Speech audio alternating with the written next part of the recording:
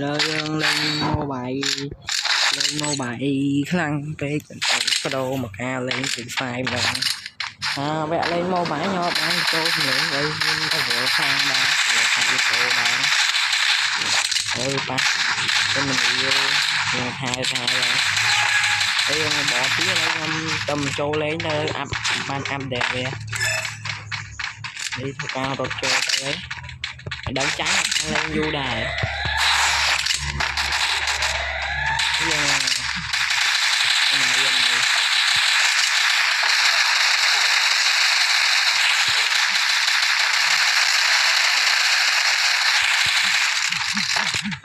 First blood. Đây tôi bắn cái cho rồi lại Double kill.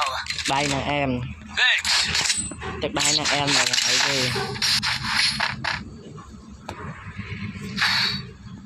anh chui cả vô ấy thế người tên cột nó lấy mấy bạn chúng tôi đã mà đây càng bòn cái các video dần bạn vô video của không TikTok mà video nhóm có nó TikTok nhóm sale mà video TikTok nó chơi cắt các bạn nó cắt nó TikTok này đây chơi giờ này YouTube nữa ôi bạch ba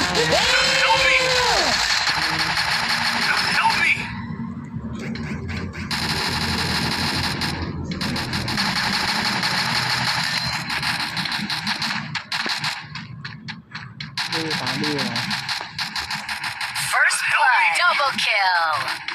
đây là mỹ hiện sang là anh là mỹ ghê ra tên Double kill. chanh kê rồi nhưng bánh đi quất mày đứng đi nha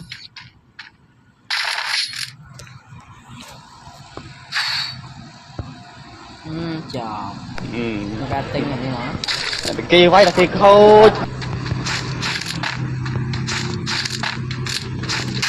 em lấy nó khăn bọt đá khăn á khăn món nhầm bạn đã khăn món sao là khăn bọt món này thì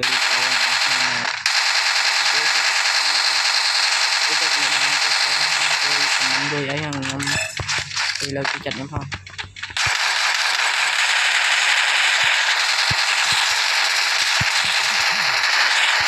First blood.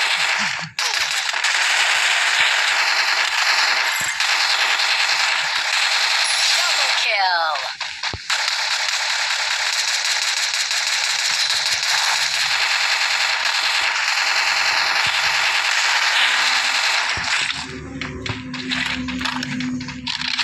nhà sao miền Tây thơ biết ô nè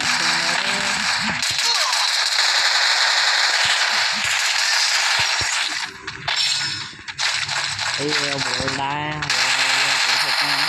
hơi biết ô không còn nào khné chân từ mơ nông video nông nơi nông TikTok đá này vì bao tầm ba em tật được thi đôi đời không chừng này trái nhom đấy khơi nhỉ không còn play follow không nhom phóng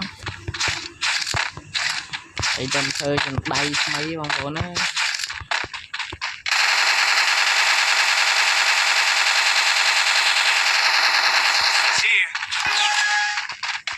tầm đây mấy chui follow chui không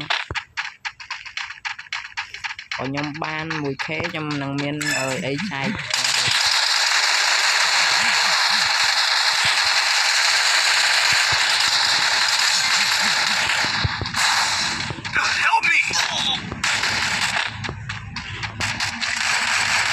First blood.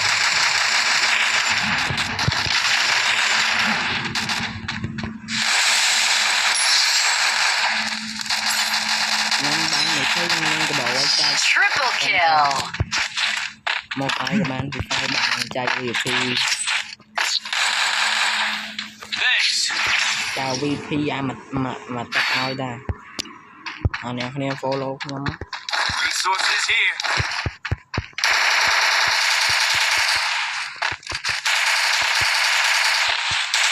Resources here. Need equipment.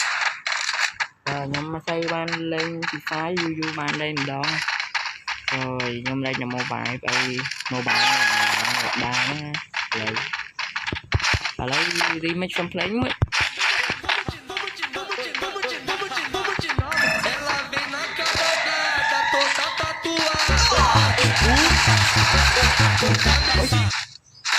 Thôi là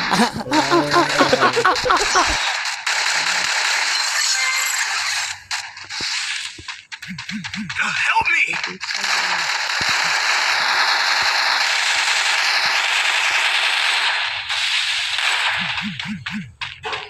Thanks.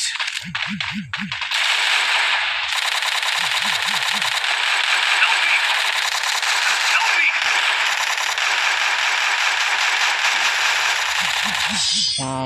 Chàng diệt hài ha cái lo đá kháng cái sự lo lên lần lo người này nhé xong play mới đấy lấy sao tao mấy vì mấy xong play mới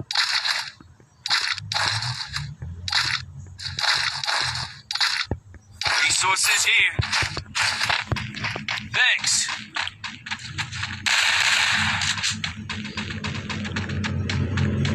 lấy xây cho chất dây chờ nó lấy những cái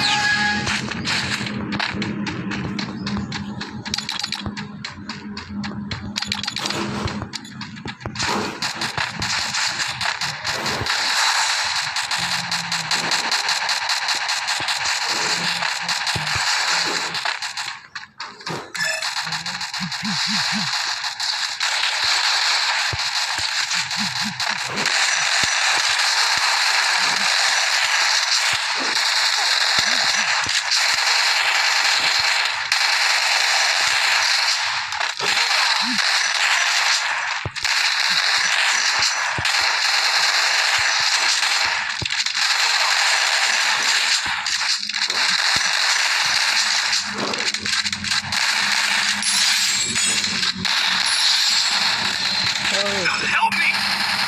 hòm chiên mà lấy chạp rai hai ơi